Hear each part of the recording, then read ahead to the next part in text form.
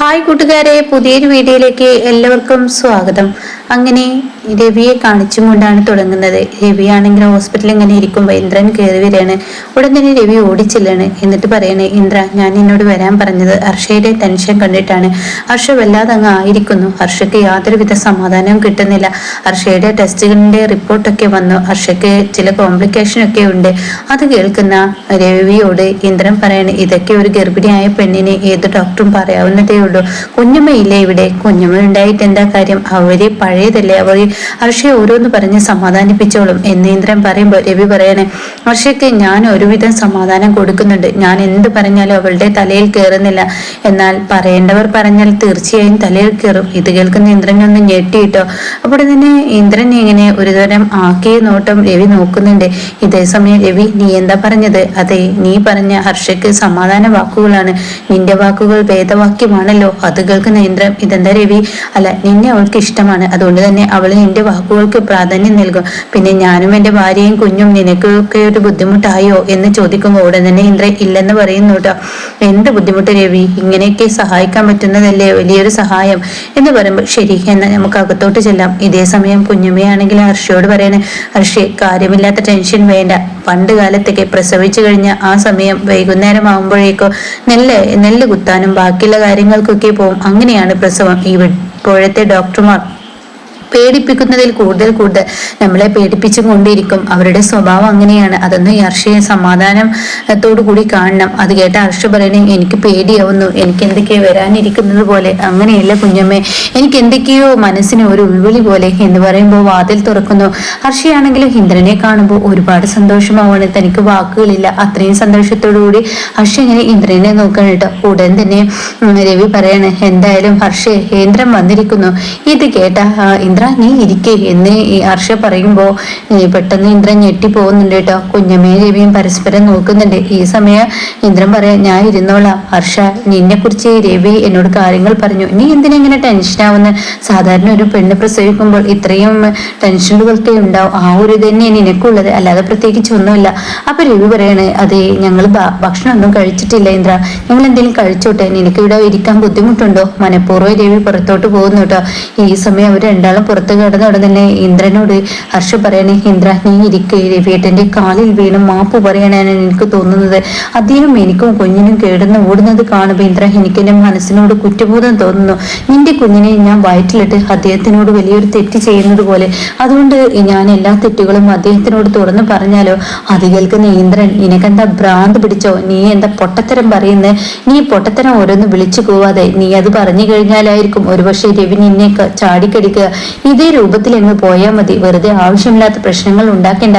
അത് കേട്ട ഉടനെ ഹർഷ, എനിക്ക് പറ്റുന്നില്ല ഇന്ദ്ര, എന്റെ മനസ്സ് വല്ലാതെ കിടന്ന് അലയടിക്കുന്നു. എനിക്ക് എന്തൊക്കെയോ വരുന്നത് പോലെ. ഇത് കേട്ട ഉടനെ ഇന്ദ്രൻ പറയണ, സാധാരണ ഒരു പെണ്ണിന് പ്രസവ വേദന ഉണ്ടാവുമ്പോൾ ഇങ്ങനത്തെ ടെൻഷനുകളൊക്കെ ഉണ്ടാവുക അത് തന്നെയുള്ളൂ നിനക്കും. പക്ഷെ പ്രസവിക്കുമ്പോൾ ഒരു കുഞ്ഞിനെ കിട്ടുമെന്ന പ്രതീക്ഷയോടുകൂടി മനക്കരുത്തോടുകൂടി എല്ലാം തരണം ചെയ്ത് മുന്നോട്ട് പോവുക. അല്ലാതെ ഇങ്ങനെയുള്ള പൊട്ടത്തരങ്ങൾ വിളിച്ച് രവിയെയും കൂടി നീ അകറ്റരുത് എന്ന് പറയുമ്പോൾ ഹർഷയ്ക്ക് അത്ര പിടിച്ചില്ല കേട്ടോ. ഹർഷയുടെ മുഖമൊക്കെ അങ്ങ് മാറി മറിയുന്നുണ്ട്. പിന്നീട് ഇന്ദ്രൻ ജനലിലൂടെ ഇങ്ങനെ നോക്കുന്ന ആ ഒരു സീനാണ്. പിന്നീടാണെങ്കിലും രഘുവിനെയാണ് കാണിക്കുന്നത്. അമ്പിളി ചിരിച്ചും കൊണ്ട് രഘുവിന്റെ അടുത്തോട്ട് വരികയാണ്.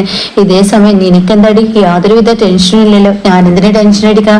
പിന്നെ 20 പവനോണ്ട് എന്താവാനെന്ന നിന്റെ വിചാരം?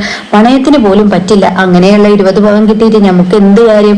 അത് കേട്ട ഉടനെ തന്നെ അമ്പിളി പറയാണ്, ഈ അമ്പിളിക്ക് ചിരിയുണ്ടെങ്കിൽ, ഈ അമ്പിളിക്ക് സന്തോഷമുണ്ടെങ്കിൽ വീട്ടിന്റെ ഒരു കാര്യം അറിയണം, നമ്മൾ രക്ഷപ്പെടും. എന്തുകൊണ്ട്? എന്താ ബിസിനസ് ചെയ്യും? എവിടുന്ന് വേണം എന്ന് ചോദിക്കുമ്പോൾ തീർച്ചയായും നമ്മൾ രക്ഷപ്പെടും. ആ 20 പവൻ നമ്മളിൽ ഇരിക്കണ്ട. അത് നമുക്ക് നാളെ തന്നെ പാർവതി കുഞ്ഞമ്മയെ കാണാൻ പോണം. പാർവതി കുഞ്ഞമ്മ എന്നോട് ഇങ്ങനെയുള്ള കാര്യങ്ങൾ പറഞ്ഞിട്ടുണ്ട് എന്ന് പറഞ്ഞിട്ട് ആ കഥ പറയുന്നു കേട്ടോ. അത് അത്ര എന്ന് വിശ്വസിക്കാൻ ഇങ്ങനെ രഘുവിനും കഴിയുന്നില്ല.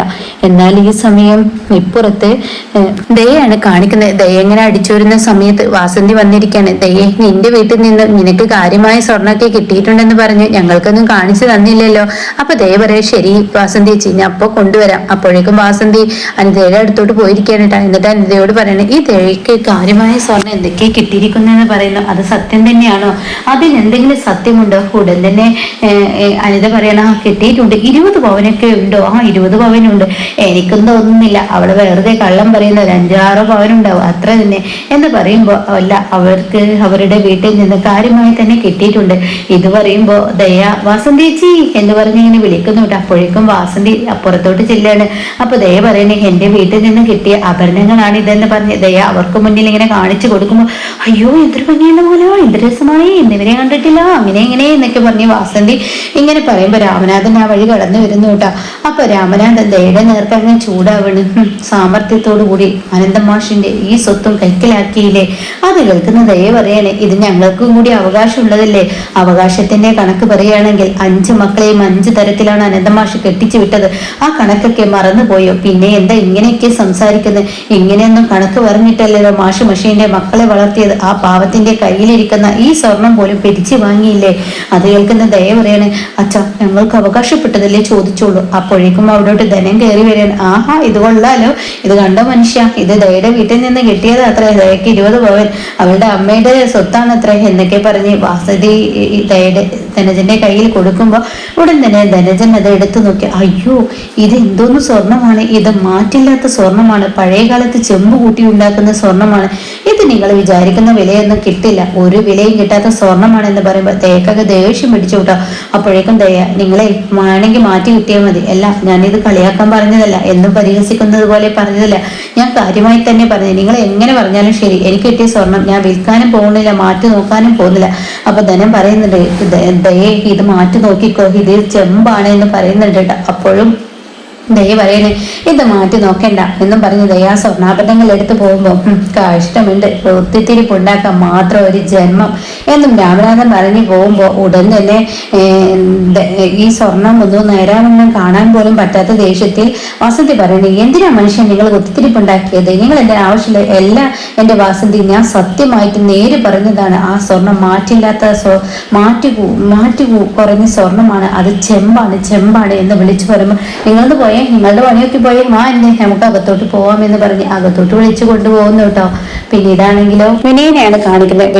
വിനയന്റെ അമ്മ ചായയൊക്കെ കൊടുന്നു കൊടുക്കുകയാണ്, കൂടെ ലംബോദരനുണ്ട്. അപ്പൊ വിനയനോട് പറയുന്നുണ്ട് അല്ല വിനയ നീ ഇപ്പോ വന്നിട്ട് ഒത്തിരി നേരമായല്ലോ, ചീരുവിനെ പുറത്ത് കാണാനില്ലല്ലോ, ചായ വേണമെങ്കിൽ അവൾക്ക് കിട്ടിയ സ്വർണം പെട്ടിയിൽ അടക്കി വെക്കുകയായിരിക്കും, കെട്ടിപ്പൂട്ടി വെക്കുകയായിരിക്കും, ഇതെന്താ വിനയ നീ അങ്ങനെയൊക്കെ സംസാരിക്കുന്നത്, പിന്നെ എന്തിനു വേണം, ആർക്ക് വേണം, ഒരു 20 പവൻ കിട്ടിയിട്ട് അതിൽ എന്ത് കാര്യമാണുള്ളത്, അത് വെക്കാനും പറ്റില്ല അത് എടുക്കാനും പറ്റില്ല. അപ്പൊ അത് കേട്ടോടന്ന് തന്നെ അല്ല ഇവിടെ ഇപ്പോ രഘുവിന്റെ കാര്യത്തിൽ എന്തായി, അപ്പൊ ഇതിനിടയ്ക്ക് പറയുന്നുണ്ട് കേട്ടോ രാമനാഥൻ ഒരു കാര്യം പറഞ്ഞിട്ടുണ്ട്, ആ രഘുവിനെ മാഷൊന്ന് രക്ഷിക്കുകയാണെങ്കിൽ നിങ്ങളൊക്കെ ഒരുപാട് തണല് തന്ന മനുഷ്യനല്ലേ, അവരെ ഒന്ന് കൈപ്പേർത്ത് ഉയർത്താൻ എന്താണ് നിനക്കൊക്കെ പ്രശ്നം എന്ന് ദയോട് ചോദിക്കുന്നുണ്ട്. അപ്പൊ ദയ പറയുന്നുണ്ട് മറ്റുള്ളവരുടെ സ്വർണ്ണാഭരണം കൊണ്ടല്ല ഇങ്ങനെ രക്ഷപ്പെടണം, അവനാనికి ഇട്ട് തന്ന ആ ഒരു ബിസിനസ് മെച്ചത്തോട് കൊണ്ടുകൊടുക്കാൻ ആദ്യം കഴിയണം, അതാണ് വേണ്ടത് എന്ന് ദയ രഘുവിനെ പുച്ഛത്തോടു കൂടി പറയുന്നുണ്ട് കേട്ടോ. ഇതേ സമയം വിനയനാണെങ്കിലോ ഇങ്ങനെ പറയുകയാണ് എനിക്ക് ഒന്നും പറയണ്ട, ആ സ്വർണം കിട്ടിയിട്ട് എന്താ കാര്യം, എന്താണ് നീ സ്വർണത്തെ കുറിച്ച് ഇത്ര കുറ്റം പറയുന്നത്,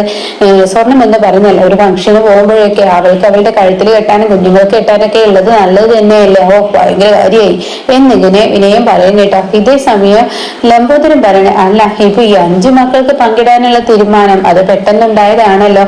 അപ്പോഴേക്കും ചീരു പറയണേ ഞാനിവിടെ ഉണ്ട് എന്ന് പറയണം. ഉടനെ ചീരു എന്താ ഇപ്പോ ഇങ്ങനെ ഉണ്ടാവാൻ കാരണം, രഘുവേട്ടനെ സഹായിക്കാന്ന കരുത്. അപ്പോഴേക്കും വിനയം പറയണ 20 പവൻ കിട്ടുന്നതിനേക്കാൾ നല്ലത് ആ രഘുവേട്ടനെയും അതുപോലെ തന്നെ ഈ പറയുന്ന എന്നെയും അനന്തമാഷ സഹായിക്കാൻ തീരുമാനിച്ചതാണ്, രഘുവേട്ടനെ എത്ര കൊടുത്ത് സഹായിക്കുന്നു അത്രയും കൊടുത്ത് എന്നെയും സഹായിക്കുക എന്ന് പറഞ്ഞ ആ വാക്കുകളാണ് ഇപ്പൊ കാറ്റിൽ പറത്തിയതുപോലെ ആയത്. അത് തമ്പായി വന്നു, തമ്പായിക്ക് ഉൾവിളി യാത്ര. അത് കേൾക്കുന്ന ലംബോദരൻ ഉൾവിളി എന്നൊക്കെ പറയുന്നത് തട്ടിക്കൂട്ടാണ്, അതൊരു ഫോൺ വിളിയാണ് ഉണ്ടായിരിക്കുന്നത്, കള്ളൻ ആരായിരിക്കും എന്ന് പറയുമ്പോൾ ചീരുവരൻ ആയിരിക്കുന്നത് തന്നെ കള്ളൻ, വിനയൻ എന്ന കള്ളൻ തന്നെയാണ് തമ്പായിക്ക് വിളിച്ചു പറഞ്ഞ്. അത് കേട്ട ഉടനെ വിനയൻ എണീറ്റിട്ട് ഞാൻ തന്നെ വിളിച്ചു പറഞ്ഞ് എന്താ ചീരു നീ എന്നെ മാത്രം കുറ്റപ്പെടുത്തുന്നത്, ഞാൻ മാത്രമാണോ ഇവിടെ കുറ്റക്കാരൻ എന്ന് പറഞ്ഞിട്ട് ചീരുവിന്റെ അടുത്തോട്ട് പോകുന്നുണ്ട് കേട്ടോ. അപ്പൊ ഇങ്ങനെയൊക്കെയുള്ള ഒരു എപ്പിസോഡാണ് ഇന്ന് വന്നിരിക്കുന്നത്.